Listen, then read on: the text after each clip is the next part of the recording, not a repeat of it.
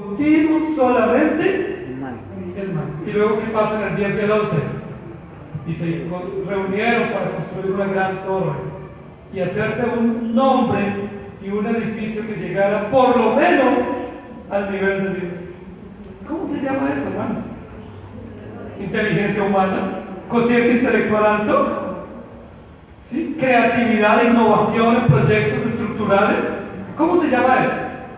Perversión, maldad, obstinación, rebeldía, perversión, sin límites. Es decir, intelecto, voluntad, sensibilidad, moralidad, espiritualidad, cuerpo todo entregado al pecado. Por eso Pablo dice en Romanos también: miserable de mí, ¿quién me librará de este cuerpo de muerte? Porque con mi espíritu sirvo a Dios, pero con mi cuerpo sirvo al pecado. Entonces, miren lo interesante. Posiblemente esto que estamos diciendo es muy fuerte para algunos de ustedes. Es muy probable. Pero es lo que la Biblia dice. La Biblia dice que todos, absolutamente todos, estamos muertos en delitos y pecados. No hay ni siquiera uno que no esté en esa condición terrible, final de la muerte. ¿Qué dice Ezequiel en la visión de los huesos secos? ¿Recuerdan? Señor, ¿vivirán estos huesos?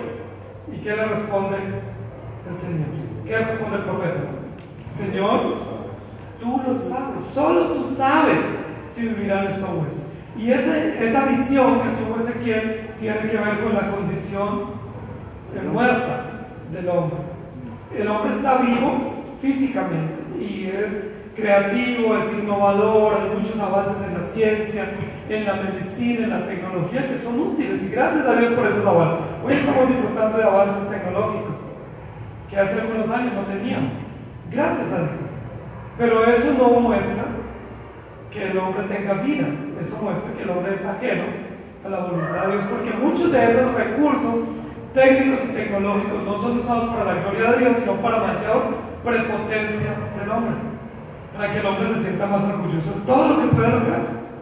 Sí, ya hoy en día pueden crear hombres, seres humanos, o sacar clones y crear órganos, y todo eso contribuye para la humildad o para mayor soberbia, para mayor actividad, porque lo que dice, no necesitamos a Dios. Lo sacamos de la Constitución, lo sacamos de los colegios, lo sacamos de las universidades. De hecho, ya en Colombia no se puede usar como argumento en un juicio asuntos de fe, porque no tiene ningún valor. Lo único que puedes usar en un juicio son argumentos legales. Pero si tú dices, es que yo soy cristiano, es que la iglesia, es que un día en un curso de Dios, no sirves. ¿Qué es lo que significa eso? Que nuestra justicia colombiana está sacando a Dios. En muchas épocas antiguas, y algunos de los que son antiguos como yo lo saben, cuando una persona la llevaba a juicio en esta nación, le abrían la Biblia y le ponían su mano sobre la Biblia y le decían: jura delante de Dios decir la verdad y nada más que la verdad. Hace algunos años. Hoy en día la Biblia no puede estar en un juzgado, en un tribunal, en un colegio, en una universidad. ¿Por qué? Porque el hombre no tiene en cuenta a Dios. Y eso no muestra desarrollo, eso muestra perversión. Eso no muestra que nuestro país va corriendo al desarrollo, sino corriendo al juicio de Dios. Porque la Biblia dice: por no haber tenido en cuenta a Dios, Dios los entregó a su propia ira, ¿sí? Y su propia justicia será derramada porque el hombre ha ignorado a Dios. El ser humano vive sin Dios feliz. Tanto así que hoy en día decir a los jóvenes sobre Dios o mencionarles a Dios es una gran ofensa, porque ellos dicen: yo he aprendido a vivir sin Dios, yo no necesito a Dios. Y ese es el peor estado de una sociedad sin Dios, que aprenda a vivir cómodamente sin Dios. Y cuando eso sucede, ¿qué viene? El declive de las naciones o el juicio de Dios, porque no hay otra resultado. Somos no solamente muertos en delitos y pecados, sino esclavos del pecado. Y ustedes lo pueden aprender muy fácil, los que que tuvieron la oportunidad de vivir en el mundo antes de conocer el Evangelio de cura cristiana. Cuando estábamos esclavos en nuestros pecados, muchas veces nos propusimos no volver a cometer esos pecados. Sí, el alcohólico, el adúltero, el ladrón, y juraba y lloraba el 31 de diciembre, ¿cierto? O el viernes de Semana Santa, o el día de los cumpleaños, lloraba y decía nunca más, y lo juro y lo prometo. ¿Pudo cumplir eso? No. ¿Por qué? Si estaba realmente sincero, si era una determinación firme y segura, si lo hizo movido con lágrimas y con profunda convicción de las consecuencias, ¿por qué no lo pudo? Porque la Biblia dice que somos esclavos. Entonces nosotros no podemos vernos las manchas y limpiarnos a nosotros mismos. Es imposible. Nosotros no podemos ver ni siquiera nuestros propios errores, mucho menos ser limpiados de ellos. La Biblia dice, mudará el leopardo su piel. ¿Recuerdan? Y ese es un texto que tiene que ver con la condición de esclavitud del pecado. ¿Mudará el leopardo su piel? Imposible. ¿Por qué? Porque es una condición en la cual estamos, no solamente por placer, por deleite, sino en una condición de esclavitud, rendidos enteramente al pecado. Dice Pablo, vendidos al pecado. ¿Cuál es la esperanza para el pecador? Jesucristo.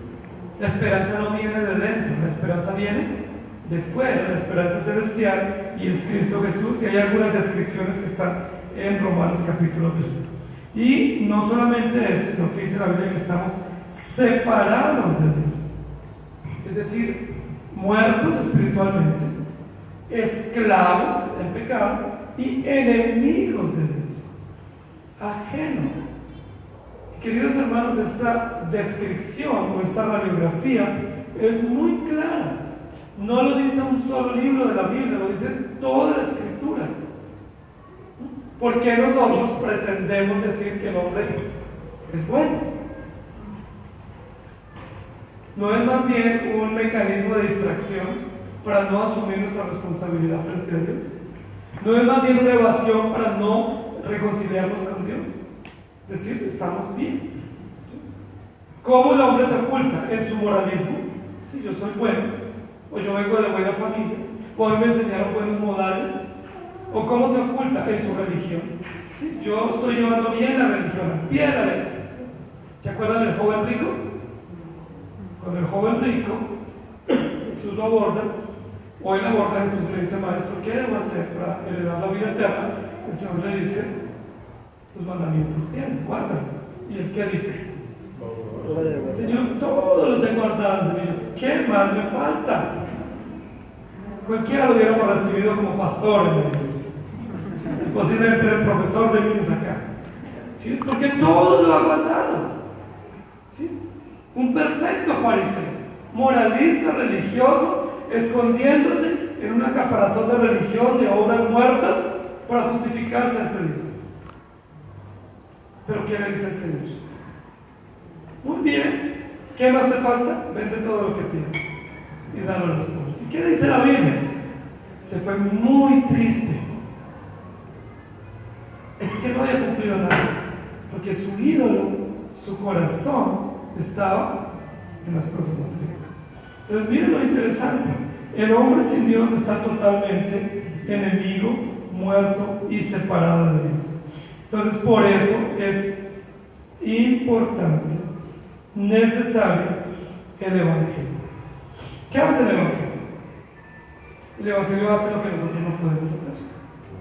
El Evangelio responde a todas las incapacidades nuestras y las imposibilidades nuestras. El Evangelio revierte la condición inherente que nosotros tenemos del pecado. De muerte nos da vida, de esclavitud nos liberta y de enemigos nos reconcilia con Dios y nos constituye amigos, hijos de Dios. Entonces, de ahí que sea tan importante entender el concepto del Evangelio. Si realmente queremos honrar a Dios y queremos tener personas nacidas de nuevo en la iglesia. Si nosotros queremos tener números en la iglesia, pues no hay necesidad de decirle a las personas que son pecadoras. Solo les decimos que vayan y que hay un buen plan para ellos. Ese plan puede ser un grupo de danza, ese puede ser un buen grupo de teatro, o puede ser tamales al final del culto, ¿cierto? En el Tolima se comen tamales deliciosos. Y con eso podemos tener muchas personas en el culto, ¿sí? Y listo. Pero si nosotros queremos realmente honrar el carácter de Dios y mostrarle a las personas su terrible condición y que ellas no vayan a la iglesia por un tamal, sino que vayan a la iglesia por Cristo para tener esperanza, ¿qué necesitamos decirles? Que son pecados, que están destituidos y que Jesucristo, en su disposición eterna, proveyó a Jesucristo, el Cordero Santo de Dios, para morir por los pecados. Y que si a Dios le place, en su libre determinación, extiende su gracia y su misericordia y nos beneficia, nos cubre con sus alas, nos refugia bajo su sombra protectora y nos da como beneficio la salvación y la vida eterna. ¿Amén? ¿No es eso mucho mejor? Porque si nosotros venimos a la iglesia traídos por Dios, movidos por el poder del Evangelio, ¿saben qué va a pasar? Primero, honramos a Dios adecuadamente.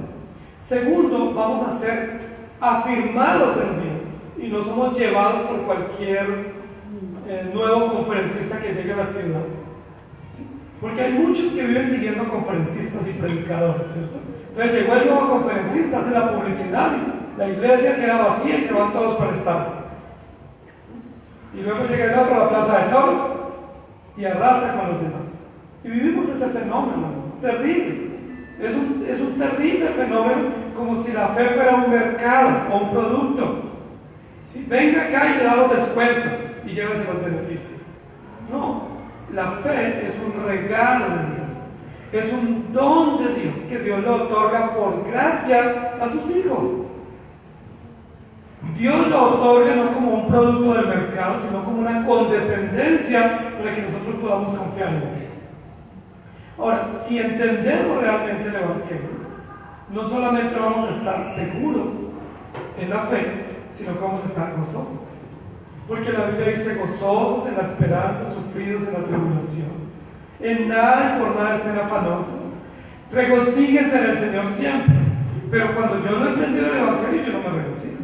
Porque yo estoy detrás de casa, carro y beca, ¿sí? Decretando y confesando y sellando cosas.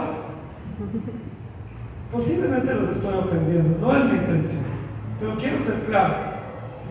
Pero cuando entiendo el Evangelio que Dios nos revela por gracia, sencillamente disfruto todas las provisiones eternas que Dios por su infinita bondad y condescendencia me ha extendido a mí, que soy pecador y que sigo siendo pecador. Porque por gracia soy salvos. ¿Qué más dice? Por medio de la fe, y esto no de vosotros, pues es don de Dios, no por obras, para que nadie se gloríe. Porque fuimos creados por Dios, somos hechuras suyas, creados en Dios para buenas obras, las cuales Él preparó de antemano para que andemos en ellas. Por gracia somos salvos. ¿Qué es gracia? Muy bien, es lo que ustedes están viendo allí. Gracia tiene que ver con la acción soberana, unilateral, eterna y perfecta y sublime de Dios de condescender con nosotros. ¿Qué dice Filipenses capítulo 2? El cual, siendo en forma de Dios, no estimó el ser igual a Dios como cosa a que aferrarse, sino que se despojó a sí mismo, haciéndose obediente, tomando forma de siervo, haciéndose obediente hasta la muerte y muerte de cruz. Y luego dice, por lo cual Dios lo exaltó hasta el cielo y le dio un lugar o un nombre que es sobre todo nombre, para que en el nombre de ese Redentor perfecto y soberano se doble toda rodilla de los que están en el cielo y en la tierra. Hermanos queridos, ¿qué es gracia? Es que siendo Dios santo y justo y siendo nosotros pecadores, el Señor condescienda, es decir, se humille hasta lo sumo, sin ninguna necesidad, sin ninguna razón en sí misma, sino su propio plan perfecto y soberano. ¿Para qué lo hizo? Para salvar pecadores. La Biblia dice, ¿osaría algún justo morir por un injusto? Es una pregunta interesante. Algunos de nosotros, sabiendo que alguien es culpable, sentenciado a cadena perpetua, le diría, yo aceptaría su lugar y usted queda en libertad. Y la Biblia responde, no, nadie lo haría. Bueno, eso fue lo que hizo Cristo. Siendo justo, santo y perfecto, inocente, sin ninguna relación con el pecado, condescendió. Es decir, se humilló. Se entregó voluntariamente, se despojó voluntariamente, sin ninguna presión de parte nuestra, sin ningún mérito de parte nuestra, sin ninguna razón en nosotros mismos, sino únicamente razón en sí mismo, mostrar su gloria, mostrar su poder, mostrarse quién es y cuál es su propósito perfecto y soberano. ¿Para salvar a quién? A personas de ojos azules, interesantes, amables, cariñosos y bondadosos como ustedes y yo. ¿Para salvar a quién? A pecadores, rebeldes, que aún salvos seguimos siendo rebeldes y obstinados, que aún entendiendo el Evangelio nos seguimos comportando como si no lo entendiéramos. ¿Y eso cómo se llama el pacto de Dios? Gracias. Por eso la gracia es unilateral, es decir, depende de Dios, no es 50-50. Por eso la gracia es irresistible. Ningún pecador llamado eficazmente por el Evangelio puede decir, no, yo no, la otra semana. Es irresistible porque viene de Dios. Es el fuego interno que Jeremías dice, yo quería resistir, pero no pude. Un creyente verdadero muchas veces tiene desánimos. Y cuando tiene desánimo dice, ay, yo no vuelvo por allá. Yo no hablaré más en su nombre. Yo no volveré a hacerlo. Pero ¿qué dice el texto de Jeremías 20? No obstante, había en mi interior un fuego interno que traté de resistirlo y no pude. ¿Por qué? Porque la gracia es irresistible, porque viene de Dios. ¿Quién se va a resistir a Dios? La Biblia dice, ante Él toda rodilla se doblará y toda lengua confesará que Jesucristo es el Señor. No puedo resistir. Yo puedo resistir a una persona, de pronto hasta que me doble. De pronto, por ejemplo, en conocimiento puedo resistirlo, o en fuerza física, o en algunos argumentos, pero resistir a Dios. Dice la Biblia que ante Dios toda boca se silenciará y que nadie atinará a decir una palabra, porque Dios es justo, vengativo y perfecto. ¿Se acuerdan cuando Jeremías tuvo la visión del Señor en el capítulo 6? Semejante visión tan hermosa. La Biblia